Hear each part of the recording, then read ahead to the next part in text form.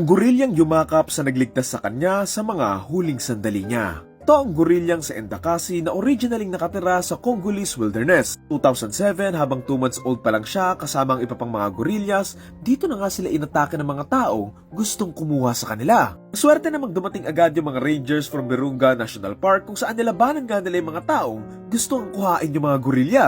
Kasama ang palad, hindi nga nila nailigtas yung nanay ni Endacassi kung saan nakita nga nila si Endacassi na nakayakap pa nga siya doon sa nanay niyang wala na nga ring buhay. Since bata pa nga lang siya at masyadong maliit plus delikado na nga doon sa gubat, dito na nga siya inampon ng mga rangers para protektahan nga doon sa Virunga National Park. Dito na nga siya opisyal na pinangalan ng Endacassi nung ilan nga sa mga nag-aalaga sa kanya dito kung saan kabilang nga dito si Andre Bauma na araw-araw nga siyang inaalagaan. Normally daw kasi yung isang batang gorilya kapag maaga nga silang nauulila, hindi nga sila kumakain, wala nga silang ganang gumalaw, madali nga silang nagkakasakit at nahihirapan nga silang mag-adjust sa mga taong nakapaligid nga sa kanila. Somehow, dito nga siya napalapit doon sa isa sa mga caretaker nga doon sa park at ito nga si Andre. Yun sa kanya, noong mga unang araw nga daw ni Endacassi doon sa may park, takot na takot nga daw ito, kaya naman dito nga nag-decide si Andre na samahan at alagaan si Endacassi. Tunayan, sa unang mga gabi nga ni Endacassi doon sa may park, nagkaroon nga ng malakas na bagyo at para pakalmahin at protektahan nga si Endacassi,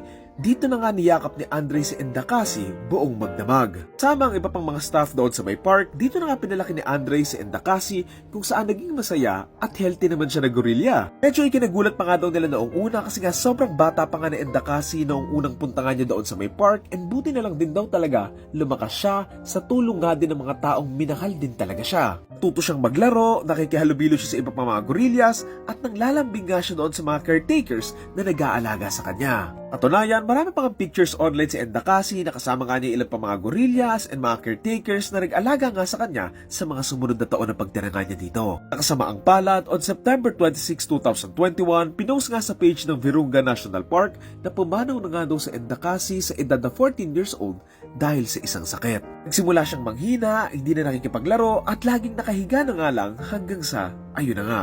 Normally, umaabot sa 30 to 40 years yung edad ng isang gorilya pero given nga yung situation niya noong bata pa nga lang si Endacassi, maswerte na rin siyang umabot nga siya ng 14 years. Even though maaga nga siyang nawala, marami naman siyang naiwang masasayang memorya sa mga nag-alaga nga sa kanya na puno nga ng mga pagmamahal. Sama nga doon sa post ng pagpanaw nga ni Endacassi, yung picture nga ni Endacassi sa mga huling sandali niya habang yakap-yakap nga niya si Andre na mahal nga siya na hindi nga lang niya caretaker kundi isang kaibigan nga for 14 years. It's a bittersweet picture given na it's their last moment together, given yung lahat ng pinagdaanan nga nila, pero it's beautiful to see how Endacassi looks so comfortable and at peace, kayakap nga yung isang taong nagmahal at nag-alaga nga sa kanya. Ayun pa nga doon sa ilang nagtatrabaho nga doon sa may park, sobrang close daw talaga itong si Andre kay Endacassi, na sabi nga nila, he was there when she cried, when she was sick, and when she was trying to figure out life without her mom. Ayun, wala man na si Endacassi, naging inspirasyon naman siya sa ilang mga tao na protektahan nga yung mga katulad niya. Protektahan nga yung ilang natitirang mga gorilya at yung mga katulad nga niyang maagang naulila